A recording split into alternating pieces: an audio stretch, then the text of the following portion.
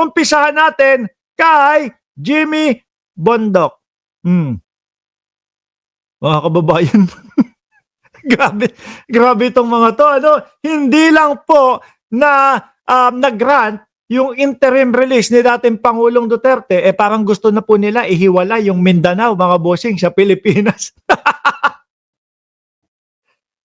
Ay, Diyos ko po, mga DDS, Republic of Mindanao, coming soon. Diyos ko, si Atty. No, anong nangyari? Bakit nagkaganyan? Anong nangyari? Bakit hihiwalay na? Secession na ba? Paghiwalay na po ng Mindanao sa Pilipinas? Sabi ni Chaicher, live po ba tayo? Hindi, isipin nyo na lang na sinoutout ko kayo sa replay, no? Republic of Mindanao, coming soon. Huwag nyo namang nilalahat. Diba? Huwag nyo namang nilalahat. Ako ho, mga kababayan, may naniniwala ho ako na meron hong mga taga Mindanao na sumusuporta kay Pangulong Bongbong Marcos at ayaw nilang humiwalay sa Pilipinas ho, mga bossing. Etong mga to kasi nilalahat Akala yata nila buong Mindanao si Tatay Digong lang na si Tatay Digong ang iniisip. Mali kayo dyan. Karamihan nung mga nasa Mindanao ay nakasuporta kay Pangulong Bongbong Marcos. Kung babalikan natin yung ibang mga vlog natin, BARMM o BARM, nakasuporta kay Pangulong Bongbong Marcos.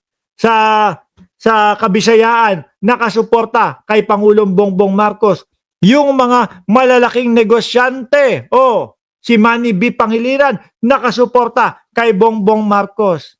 Kaya kung kayo, magsasabi kayo na ganyan, Republic of Mindanao coming soon, hiwalay, wag naman, wag nyo nilalahat, no? Hindi totoo yan, no? Mas madami pa din po ang sumusuporta kay Pangulong Bongbong Marcos dahil nakikita po ng ating mga kababayang Pilipino kung ano po ang ginagawa at trabaho ni Pangulong Bongbong Marcos. Talagang tumutugon po doon sa mga pangangailangan ng mamamayang Pilipino. Sabi ni Jay Martins, good morning Mark Ramos and to all sa Reza Force. Madami naman sa Mindanao ayaw humiwalay. Yung mga tiwala lang naman ang gusto. O yung mga tiwali lang naman ang gusto. Hindi lang napayagan yung interim release. Republic of Mindanao na. Hihiwalay na yung Mindanao. Para ho sa akin, sa akin lang naman ito mga bossing. Maaaring mali ako o maaaring tama, no? Pero hindi ba yan? Nangangamoy ng ano tawag dito, yung pwedeng makasuhan, si Atty. Jimmy Bondoc, no? Ulitin ko mga bossing. Pwedeng mali ako, pwedeng tama ako, pero parang may pwedeng kasuhan dito kay Jimmy Bondoc Sabi ni Virgie Badchola, no? Mga nagtatampurot pag hindi nakukuha ang gusto. Correct. Yan ang mga DDS Ganyan ang ugali ng mga DDS, mga kababayan. Totoo. Di ba? Republic of Mindanao, nilahat nyo naman. Meron nga ito mga kababayan, meron nga mga taga mismong tawag dyan? Anong bayan? Davao. Ayaw sa dating Pangulong Duterte, ayaw sa mga Duterte, ang yayabang daw. Di ba? Joel Q ng Cereza Force? Puro daw yabang, ganun ang sinasabi nung ibang mga taga Mindanao, mga bossing. Kaya kung hihiwalay, siguro ganito na lang, no? Kung hihiwalay kayo, mga DDS, kayo na lang, no? Sabihin nyo, DDS, hihiwalay na sa Pilipinas, isasama na namin si Batorni. Si Batorni na ang magiging leader namin. Yan. Tapos maghanap kayo nung isla na kumbaga walang taong naninirahan, tapos puro ahas. Yan. Doon kayo tumira. No, Isla DDS, yun ang ipangalan nyo. Total naman, pare-parehas kayo ng ugali, di ba? Iyak muna, Torne! No? Malulungkot ho itong mga ito, mga kababayan. Bakit to? Malungkot to, mga bossing. Kayo ba naman si tatay hindi napayagan Hindi napayagan yung interim release ni tatay Kaya ho, ganyan no. Nagpadala na naman sila sa bulgso ng kanilang damdamin. Sabi ni Jay Martins, malapit na malapit sa sedisyon niyang panawagan ni Jimmy. Yan yung gusto ko sabihin. Pwede ding madisbar putik na yan. Wala pa nga nagiging trabaho, disbar na agad.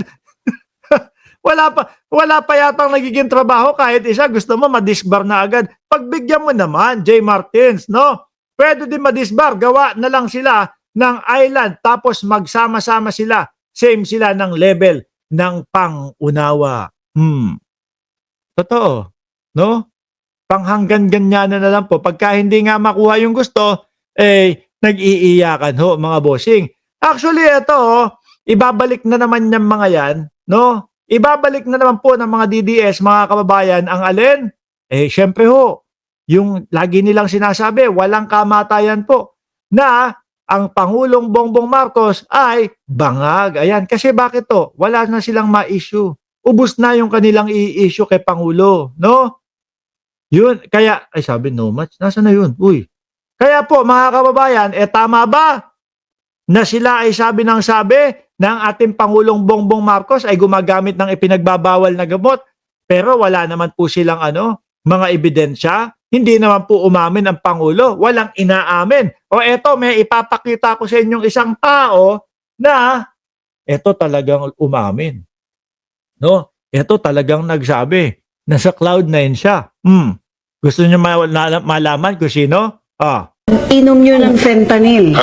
Sabi ng mga doktor, overdose na yung pag-inom ninyo. Correct. Ayan naririnig nyo Tinatanong, rektahan si dating Pangulong Duterte. Yung pag-inom nyo ng fentanyl, ang sabi ng mga doktor, overdose na, lagpas na doon sa pwede. Lagpas na doon sa legal, mga kababayan. Ano sabi ng dating Pangulong Duterte?